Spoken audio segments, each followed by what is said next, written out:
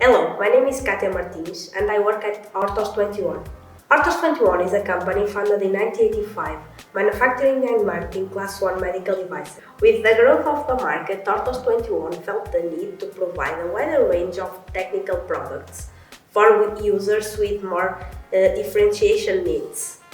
Thus, in 2022, a project called AURUM XXI was born, which consists in development and marketing of products of superior quality and high customization. This project includes technicians and specialized engineers who seek to adapt the products to the user, offering them a possibility of having a more active life.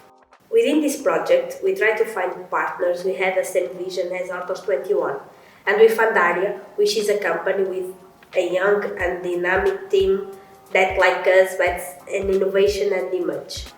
Aria develops ultralight wheelchairs with different materials, creating unique products on the market. Its design and low weight have always appealed to us, as it presents ideal solution for our most independent and active end users.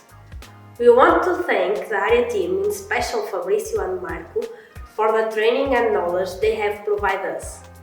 It is a pleasure to be representatives of Aria in Portugal.